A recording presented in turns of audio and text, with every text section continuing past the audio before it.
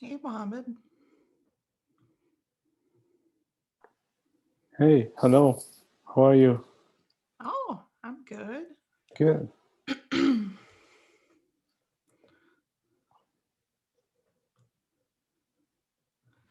I went outside today, which is somehow notable. It is gorgeous out. I live in Quebec, Canada, and we still have snow all over. So We still have snow, but it's also 60 degrees today. So it's kind of this, okay, weird mix.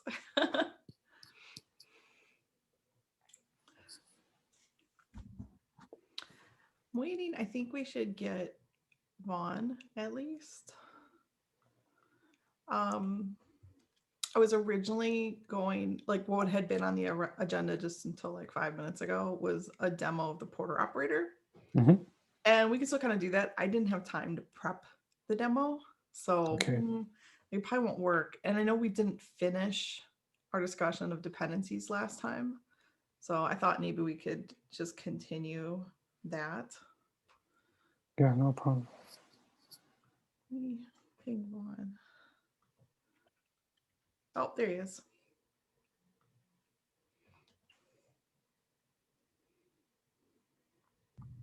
Hello. Hey, Hey, Vaughn. I was just admitting that the agenda said there was going to be a demo of Porter Operator, but I didn't have time to prep it. So, like, nothing on my computer is working at the moment. Um, so, next time, yeah, last time, oh, wait, I should probably start this officially. Hello, begin official recording. This is the Porter Dev meeting for March 10th, 2021. Last week we talked about mix-in versioning. We had a bunch of good ideas around that, but we didn't get a chance to, I think, finish talking about dependencies at all. I think we kind of went through it really high level pretty fast. So I thought we could discuss that some more because that's what I'm trying to get into the CNAB spec right now. Let me share my screen.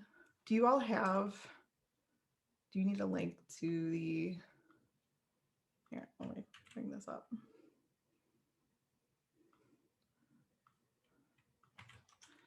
Here's a link to the agenda.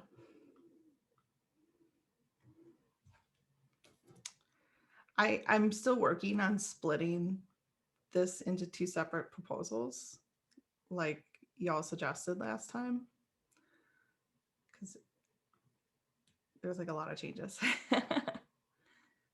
Here, let's just go here.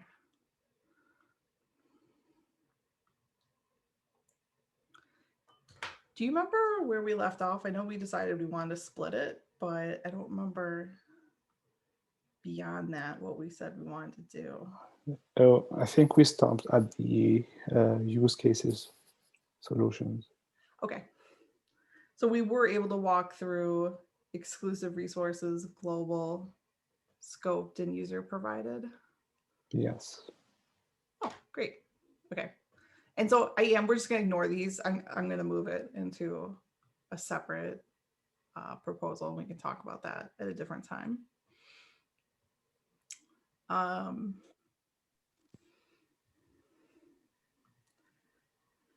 hey, Simon. Hello. We are just walking through, or we're going to start walking through the dependencies proposal. Okay. Let me send a link to this too.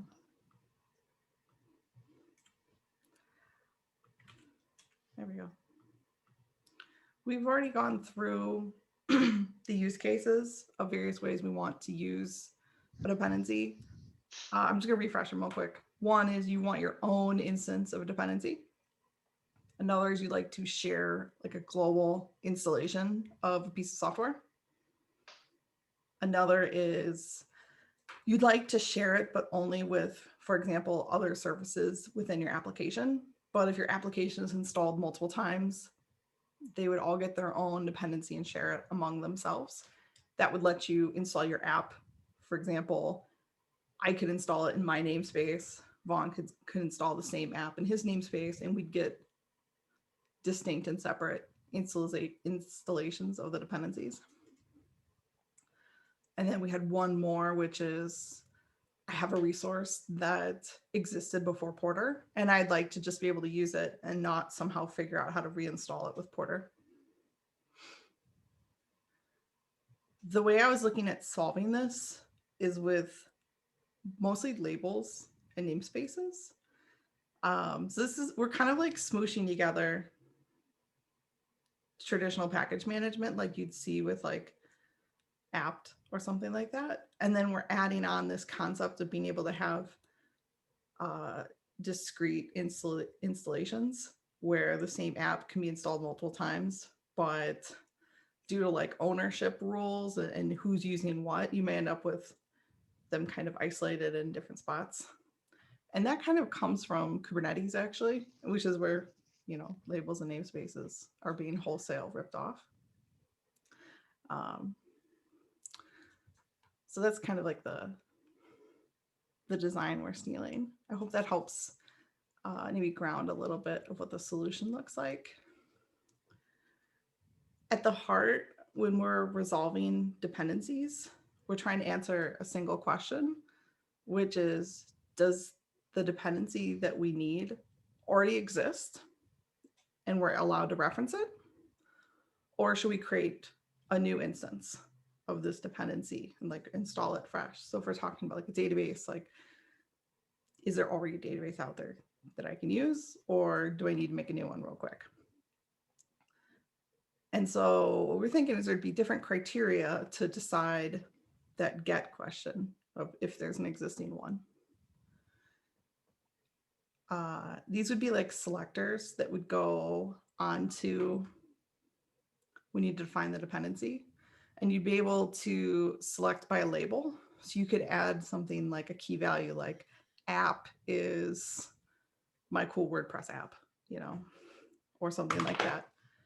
And you'd be able to select for your dependency that also has that label.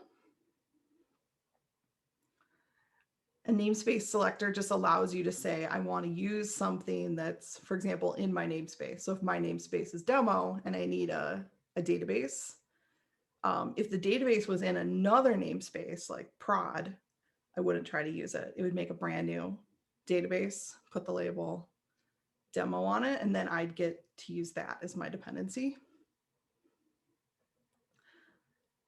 We have another selector. This one, I don't see this being used whatsoever declaratively, but it would be available as a command line flag where you could say, this is the specific name of an installation that the user knows about, and the user says, I want this one. So essentially it short circuits the dependency resolution entirely and allows you to just say, this is it. This is what you should use. Porter, don't think about it. Don't screw it up for me. Just use what I tell you to. And Porter will use it as long as like the parameters and outputs and everything that the bundles need to communicate with each other line up. I'm going to skip interface because we're moving this into a separate PEP. So what does this look like? Sorry, excuse me. Yeah. Hang on, I'm going to cough again. I have a couple of questions. Maybe one of them is just. Hang on one second. Sorry. Maybe one of them is just understanding on my part. It seems to me that dependencies in this in the way you've described them will be an intersection between a bundle definition and an installation, in the sense that if I'm going to install something, I'm referring to a bundle, but if I'm going to use something, I'm referring to an installation. Is that correct? First of all, that there's that sort of two different classes, if you like, of artifacts that are at play here? I think it's really close. I like to frame it as, I'm not sure if you caught this, I like to frame this as the dependency resolution is always trying to resolve against an installation. Mm-hmm.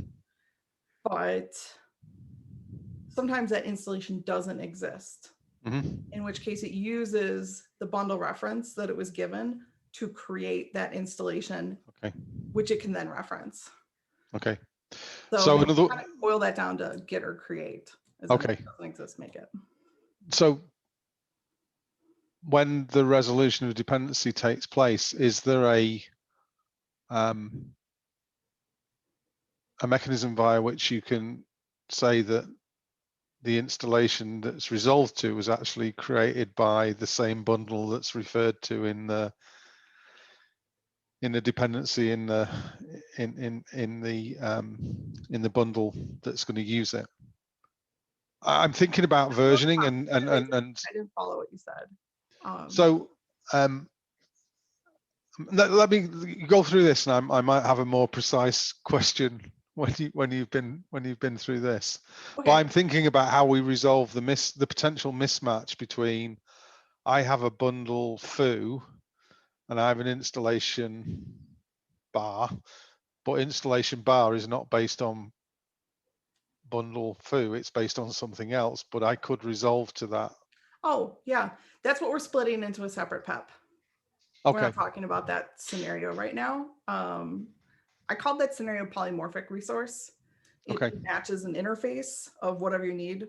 For example, I need MySQL. I don't care if it's a managed database from Azure or from Google or whatever. Right. But Vaughn and Mohammed pointed out last time that just to help with the scope of this and what solutions we're using to solve each one of the problems, these top 4 solutions all can be resolved specifically with just labels and namespaces. Okay. So we're going to limit this PEP that we're talking about here to that. And then I'm making a separate one that goes over how to solve this other problem. Okay. Okay. Because it needs a couple extra tricks. But we definitely do want to solve that problem. Yeah. Cool. So I was just going to walk through what it looks like when you try to solve all these different use cases when you define the bundle. For exclusive, you wanted it to basically have your own dedicated instance of an installation just for you. It's pretty much always going to be made for you. And then we're going to tag it and label it such that other people don't pick it up and use it as well, is the hope. So we may need more things around that to support saying it's really only mine and I'm all cool with sharing it or not. The PEP doesn't really talk about that right now, being able to say, I need my own instance and I don't want to share. Tell everybody else to get your own. I've changed what it looks like on the Porter side. This doesn't change the spec, but on the Porter side, I've introduced another layer under dependencies called requires that says, these are the things I need for a particular bundle. And so this one, I want it in my current installation namespace. These templating values don't exist. We may not use templating, honestly, to do this, but this is just one way we could solve it. Or we could say, I need the database Redis to be in my namespace, and I want it to have a label on it that says, essentially, my current installation, which could be a randomly generated name, it could be something the user picked. I need to own it. So I have a label on it that says the owner is me, essentially. So this ensures that if I install the same app 3 times, each one of those times it's installed, it has a different installation name, which would then cause this owner label to trigger essentially and fail to match so that you'd end up making a new Redis instance for each installation. Question. Yeah. Remind me, currently for a given bundle, the installation name comes regenerated from the bundle name? We default it to the bundle name, but if I was in a environment where there was multiple teammates and people, right? I think this is something we need to start putting into Porter, first of all, which is that if you try to install and the name is already used and the install was successful, essentially, you shouldn't be allowed to co-opt that installation and be like, sucker, it's mine now. Like, I think Porter should stop and go, that already exists. If you want to install it, you need to pick a new name. Cool. Right now, we kind of rely on people managing that themselves. So this is just kind of like a gap in Porter. Let me add a note about that. Just, we need to make an issue for this. And while you're doing that, Carolyn, if you can, I can't do this, but you probably can. If you can probably type and think at the same time, I can. That's a big assumption there. So I don't say that at all. I'm going to not listen to you while I type this, probably. So what's the scope of a namespace? Because I see you say installation namespace there. The scope is, don't think Kubernetes or the target or anything like that. It's a namespace for segregating installations that Okay. Porter is aware of. So Porter has what's called the host environment, and that's where we have the claims, the results, the outputs, things like that. We'd like to be able to namespace that so that a team could, for example, make a namespace called dev. They could make another namespace called prod, or maybe they could name it after individual developers. Like, this is Carolyn's namespace, this is Simon's namespace, and allows us to be able to segregate. Excuse me.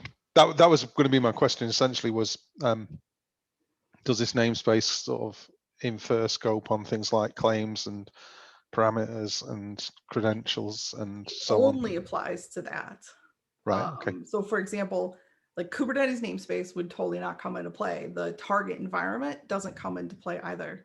Over time, I think what we'd like to be able to do, like, I'm just talking about installations here, but I think we could also do the same for parameter sets and credentials. And that's what I propose to the CNAB spec, is that every single document that we allow you to define in the spec should allow you to put a namespace and set of labels on it. Right. So this PEP right here just relies on labels being and namespaces being on installation data, but the spec change here that I'm proposing would be on everything. Okay. Yeah, because that segregation really is only usable in environment in the example that you just described if it's complete, as opposed to, if you want to have dev and test and prod and so on, you do want to segregate parameters and credentials and so on. Yeah, and that would allow you to have two credential sets, for example, that have the exact same name. But one would be called, like, my cluster creds, and it'd be and then it could be in prod. And then you can just mount a different instance of a driver or something to point at the correct one that resolves to the environment. So might be worth thinking about, namespace. Sure. Driver? How does a driver get involved? So, for example, if you it's more configuration of a driver. If you imagine that you're storing, if you have storage that's external, that is also scoped, and therefore you could scope the configuration of a driver by a namespace and then just effectively have a different sort of set of permissions, if you like, against a different instance of a driver configuration that sort of aligned to a namespace, if that makes sense. Is this what you're saying right here? In like the Porter config, you could say in this namespace, use this driver? Possibly different drivers, but even just different instances of configuration for a driver by namespace. So I've got my dev key vault, I've got my test key vault, I've got my production key vault, for example, and the names of the secrets might be the same in each one, but so you don't mean driver, you mean plugin? Sorry. Okay, that's why I was so confused. Okay. Sorry, yes, absolutely, I meant plugin. Every time I said driver, I meant plugin. Okay. So you're trying to say basically Kubernetes context. Name a context, call it dev or something. Similar to that. Different set of config. Yeah. I think we need to think about that more. I don't think I want to try to hash that out right here because it'll kind of take us off. No, Direction. Yeah. I get it's completely different. I was just sort of thinking about that scenario that you just mentioned. Yeah. Okay. But I'll add that to the list of open questions for this PEP.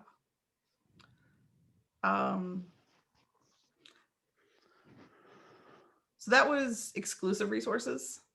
Was there any like questions or things that looked a little weird about that?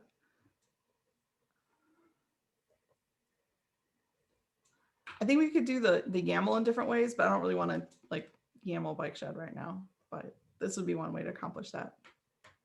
The next one is, what would it look like if you're relying on a global resource?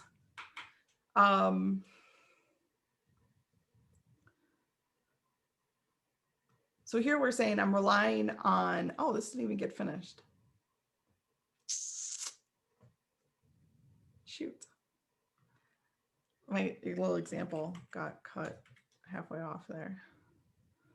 Let's go back down here for a second. Here we go.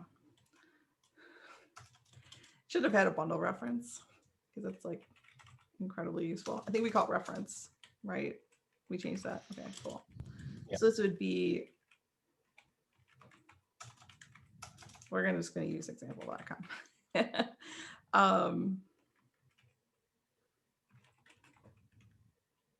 Thing. And then you can also set a version, just like before. Let's say it's 1.0. If it finds that this is already installed, then we can use it. And if it's not already installed, it will install it. I don't have a namespace set, so implicitly it's this empty string. And what I was thinking is, so to contrast this with Kubernetes, Kubernetes doesn't have a global namespace. They have different ways of dealing with that. I was suggesting that if you have an empty string for the namespace, that's global, and anyone can reference and use that even if they're inside of a namespace. So if I'm in the namespace Carolyn, I could reference and rely upon a dependency for the like OLM here, even if it was globally installed.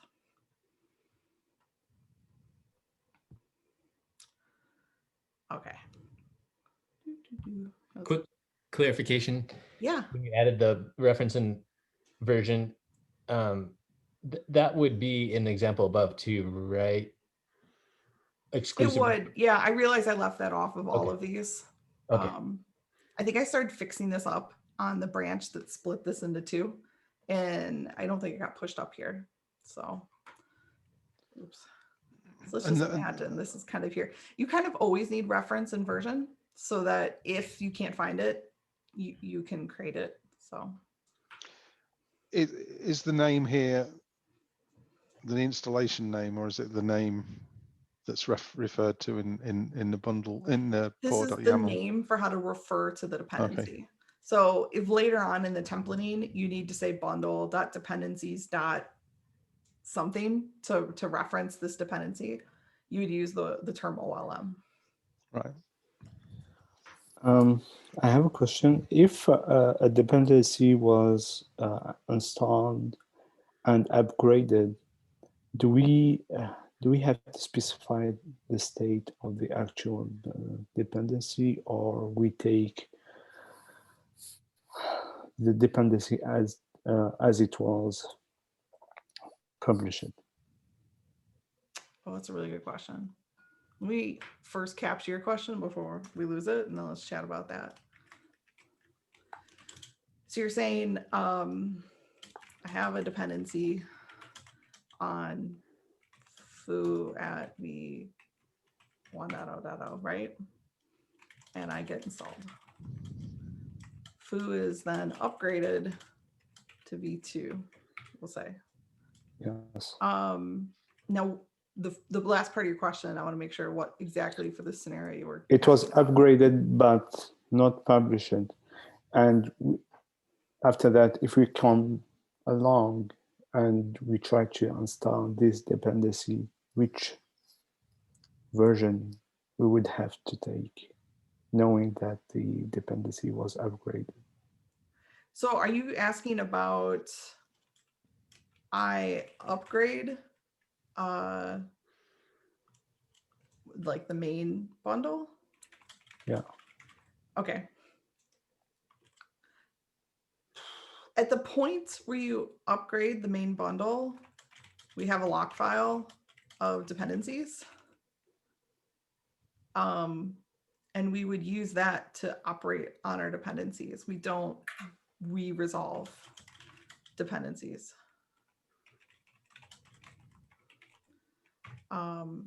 If you upgraded a bundle and it introduced a new dependency, which I haven't thought about, I think that kind of goes along with this.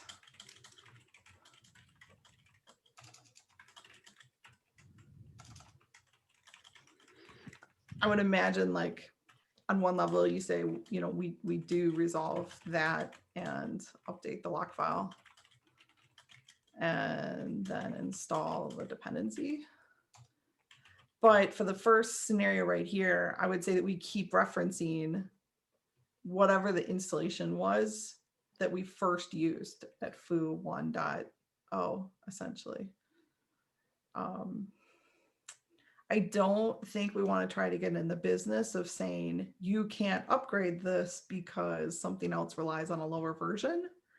That's kind of weird. I think we'd have to like maybe dig into that further.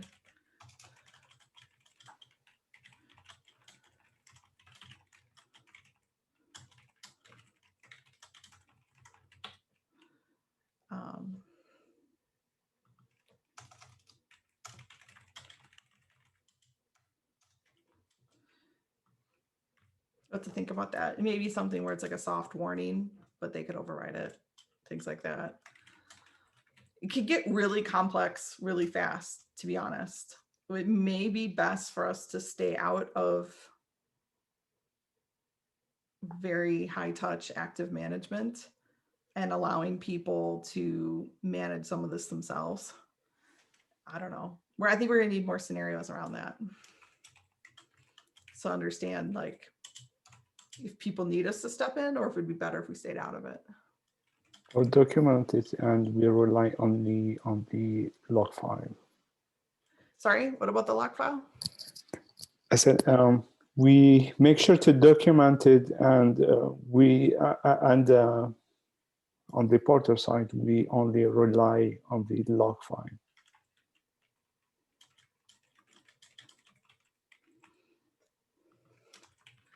Yeah, I mean, I think we're definitely going to need to do that and then make that visible to the user.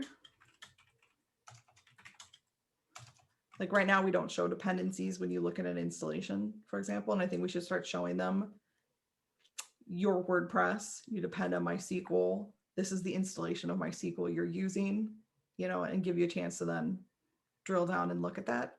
The question is like, if MySQL is at version 1, right? And when I depended upon it, I said I needed version 1 or more likely a range.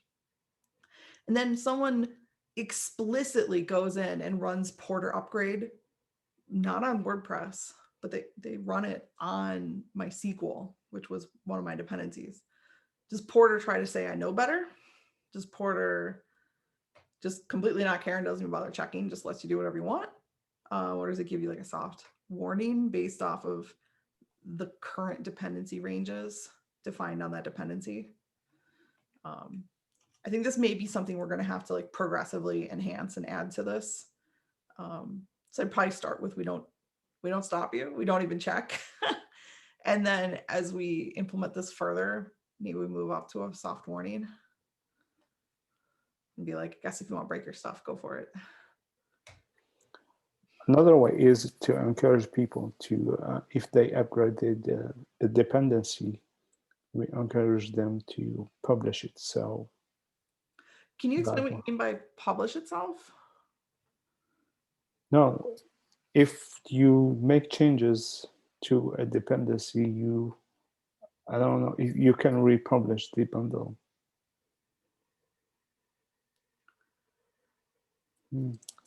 I will rephrase it. Sure, I'm sorry. I will rephrase it. I will try to comment on the PR. Okay. Yeah. I mean, I definitely see that there's different ways to do it. I guess to just clarify what I'm confused on. Do you mean we publish the bundle, like the bundle for MySQL, or did you mean something specific to the existing installation of MySQL? We republish the bundle for MySQL. Oh, okay. Yeah, so I think in order to even be able to upgrade MySQL, you would have to have published it somewhere, right? So it does exist in a registry at some point. It had been published, and that's how I was able to upgrade MySQL from 1 to 2. I don't know if I'm answering your question or if I'm just picking it at straws.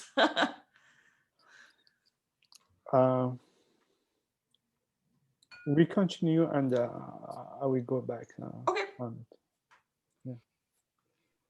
I think just before we move off versioning, a slightly different question, but version related nevertheless.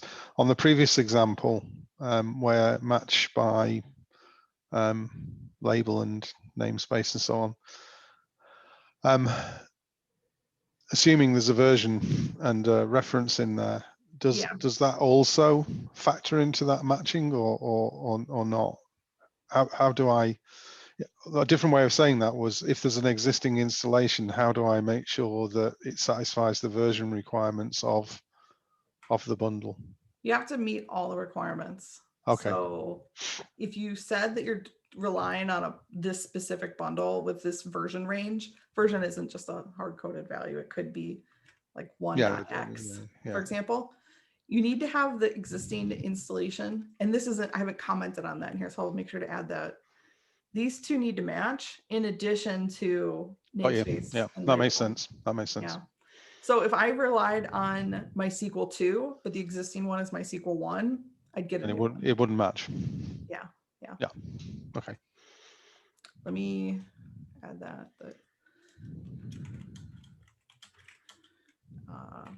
Wrap-in version needs to match for existing installations. How about, sorry, tangentially, kind of the opposite case that Mohammed mentioned was, let's look at this example you have highlighted. The parent bundle is installed and either creates or gets the OLM dependency at v1.00. But Porter, I think, allows me to upgrade the parent bundle if I've made changes to that parent bundle locally. And I could envision saying in the changed parent bundle, I now want OLM v2.0.0. So I've already got like an installation for the parent bundle using. This is why dependencies are hard. Yeah. I totally see the example. I'm Okay. gonna be real quiet for a second, just write it out.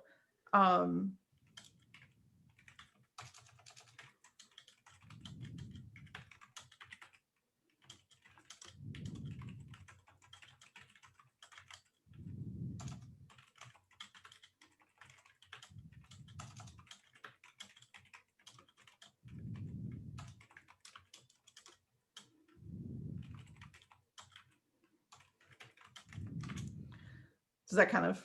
Yeah, exactly. Yeah. Let me skip a little bit further down because I had the beginnings of some ideas. This doesn't answer your question, but I think it adds more context around what I was initially thinking for trying to manage this general problem, not this specific one, which is post-installation dependency management. And this is basically what you're asking about, is like, we can resolve dependencies on install and it's very clear what to do. But going forward, do we manage the bundle and its dependencies as a unit? Do some things, like if I upgrade WordPress, does that mean I have to upgrade MySQL? I mean, really, probably not, to be honest. Whereas if I have a suite of software that's decomposed into microservices, but I always want to try to always have the latest version of them, perhaps, then running upgrade means I want to upgrade everything. What I was thinking of adding and this may be too simplistic. I'm just trying to acknowledge that I think that there's like a larger name to this problem. Is I was going to put on something called lifecycle that says, when I upgrade, should I upgrade this bundle? When I run invoke, should I invoke this bundle? And if I uninstall, should I uninstall this bundle? So for example, the one you were saying about where I'm WordPress, I rely on MySQL, all of a sudden I bumped what version of MySQL I need, and I ran an upgrade of WordPress. What happens to MySQL? One way to look at it is that if upgrade for MySQL is set to true, we would just upgrade it. We would resolve and go, what should it be? What version should we be using? And then do the upgrade for MySQL too. And if it had been set to false, we maybe leave it alone and warn that the dependency doesn't work anymore. And maybe force the user to resolve it manually, you know? Yeah. I think there's quite a lot of complexity here. Yeah, no. You're right to resist, because if you think about the database case, it presents a lot of that complexity in that. Imagine that I have my WordPress and MySQL and I resolve to a global resource. The moment WordPress starts using the MySQL resource, it's creating state, and that state needs to also be considered in this process. That's one thing. The second thing is, the moment you have two resources using that global resource, Yep. both having conflicting versioning requirements, then you have another dimension to that problem, which is extremely difficult to simply express. And I think starting with simple cases and trying to grow into the more complex ones is probably the right approach here. Yeah, I think it's good to identify them. When I walked through this with CNAB last week, I'm not sure if you were in that meeting. I wasn't there. Okay. When I walked through this with CNAB, this is actually a problem Helm has and has already attempted to solve. Jacob brought that up.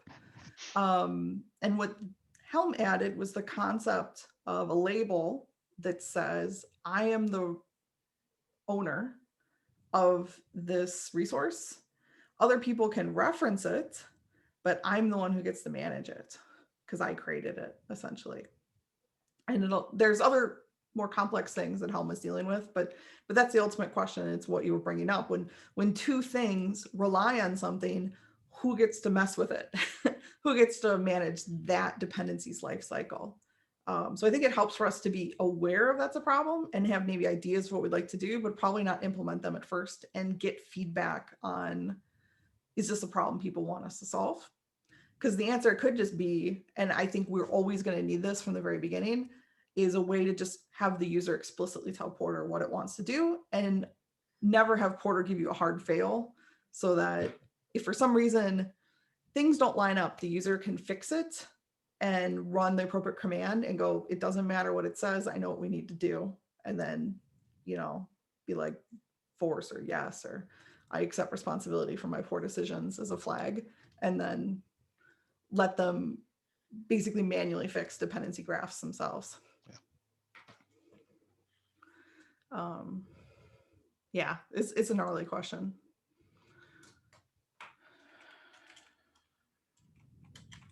I'm just gonna capture that real quick.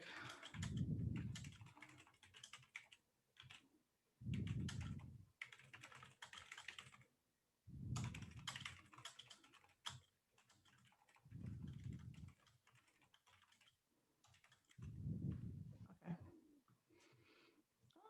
Let's go back up. I think we had a couple more scenarios to chat about.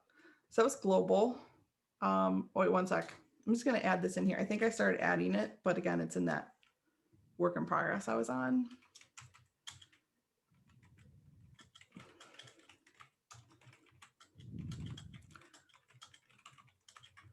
I think that's going to be really important. Even if we don't use it, I'd like to set from the beginning that value. So if we need to take it into account later, the data's there.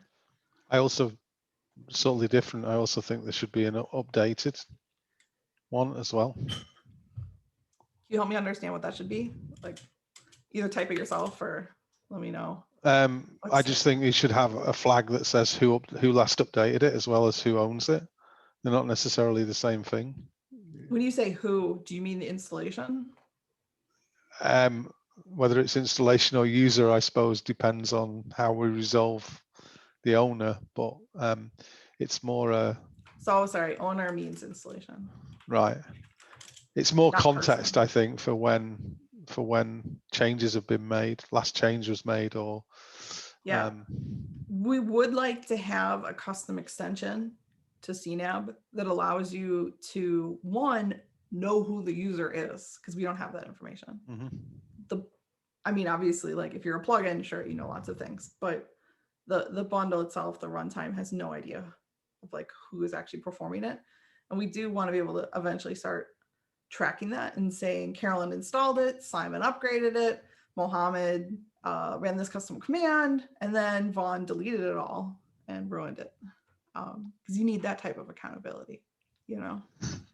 But I think it's kind of out of scope of this, but I agree, like, Okay. let's just kind of reference that and be like, we want that other feature.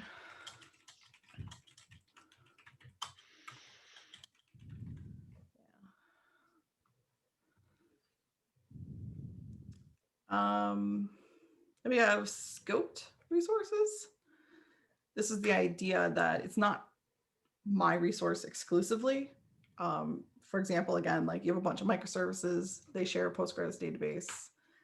So here we set the label a little less restrictive. I want it in the same namespace, but it's actually for use by my entire set of services. All 5 of them can use this and share that data.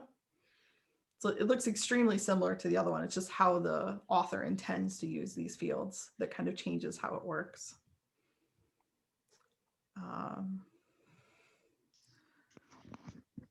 This last one's fun.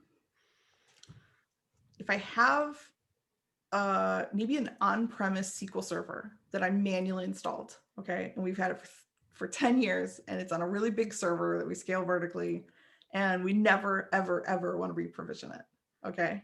How do we have Porter know about it and use it? Because what we'd like to do is make Porter aware of it, and then have Porter be able to do all of its normal magic for injecting credentials and outputs and having it be used as a dependency without constantly having to manually override things.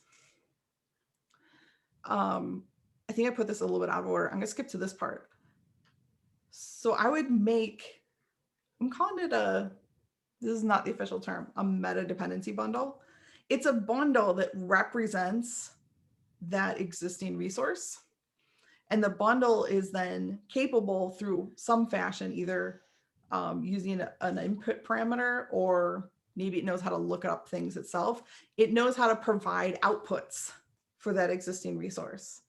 So say I know the connection string for my dev server. I could make a bundle literally this small and go, when I install the bundle, I'm going to tell it this is the connection string. And anytime someone references this bundle and needs like the shared dev server, just hand out that connection string like candy. Okay. They all get it.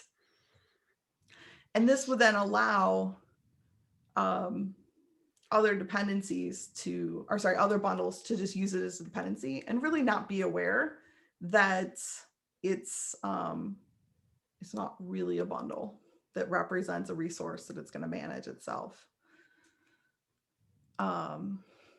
So what this would look like is, so I'm depending on SQL Server, and I am not even trying to look for an existing one for the most part. I'm just saying, like, if you don't have it, use Azure SQL Server and do this. And what someone could do is say, okay, I'm going to install this, but for the dependency SQL Server, I just know what I want. I just want to use shared dev SQL Server. Go for it and use it. So it's kind of 2 things. One, you can make a bundle that bundles can automatically match to. And on the other hand, you can just override it and say, I know what dependency it needs to be, and here's the name of it, and use this. This is a little bit similar to a feature that Terraform has that's driven off of data sources. I mean, I love ripping off Terraform, so. It might be worth just having a look at it. I can't remember the exact Can you tell me details the of name of it so I can find I think it? Or I think if they you can could do send it. it to me. That'd Yeah, be even better. I'll have a look. Okay. It's related to data sources. The idea that they can effectively represent parameters and inputs and variables and so on as a data source rather than as from a resource. So it's a similar sort of idea really, because that feels like what you're doing here is almost like a no-op bundle, where it just provides data as opposed to actually represents a real installation that it can operate over. Yeah. Yeah. Yeah. I liked this because it's not an additional Concept. Abstraction that we need to deal with. We can make something that our dependency resolution engine knows how to work with. And it doesn't really matter if there's anything really being done by that bundle or not. It doesn't need to be a special case at this point, which is nice for what I'm thinking. I have a hard stop in 5 minutes. So I don't know if we'd like to just stop here, or because I think we've hit the polymorphic stuff at this point. If there's more thoughts about where this is going, I'll get this updated to have the split by the end of the week so we can look at that with all of our comments and everything. Great. It's a really big undertaking. It is. And I've got another question, but I'll just add it to the PEP PR. Okay. I'll just quietly wonder what that question is while you type it. Yeah. Till next time. Yeah, I mean, I think this is really big. It's going to be interesting to try to figure out how to do this in a way that we can put it into the CNAB spec so that we don't accidentally make Porter only bundles, which is really important.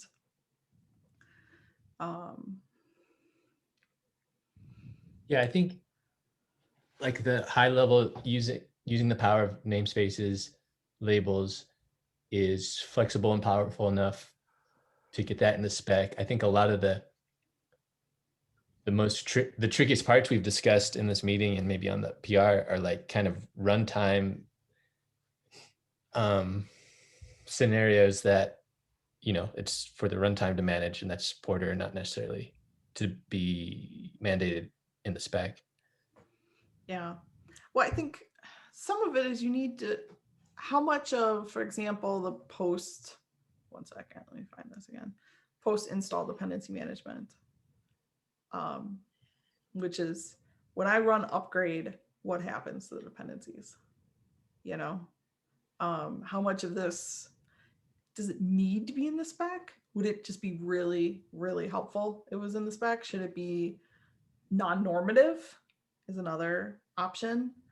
But it's just kind of weird because if it isn't in the spec and it isn't normative, then I could have the same bundle and run it with 2 different tools and it will do drastically different things with the dependency. And as a user, I will have no visibility into that, which is rough. Yeah. I think having dry run or like, you know, something that just resolves the graph and shows you what's going to happen before you do it is going to be pretty critical for this stuff. But I know that if we just focus on install, for example, we're solving the demo problem. Our demos will look great, but I don't think we'll be solving a real problem for the people managing these bundles going forward. We're just going to drop it in their lap and go, we may or may not have given you the tools to manage this going forward on day 2. So that's why I'm thinking about a lot of these things, even though the first PR is going to probably not address any of them except namespaces. It'll take a while to get to where we want it to go. But I think it's really important for this that we have a plan up front. Sometimes the spec is really iterative and that works fine. I don't think it'll work fine for this. I think that it ends up with some poor planning and backtracking on our part that I'd like to avoid. I don't want to put something out and then have people rely on it and then immediately have to change it because we hadn't thought about these other problems up front.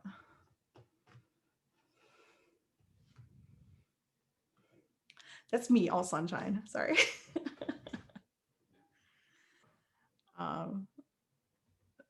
So I think I'll fix this up and get it split up and send it out just over the mailing list for people to look at again and ask more questions. And we'll try to fill in the answers to some of these that we brought up here in the agenda. And please just comment directly on it, or we'll just kind of iterate over it. I think it'll take a while to figure out just identifying what the problems are, even if we don't solve them. So we can at least be aware that they're gonna be an issue eventually. Makes sense. Okay. I really appreciate everyone coming and giving their feedback. It's impossible to think of all this by myself, so all these questions are gold. Thank you. That's great. All right, everybody. Thanks for coming today. Thank See you you. later. Bye. Bye.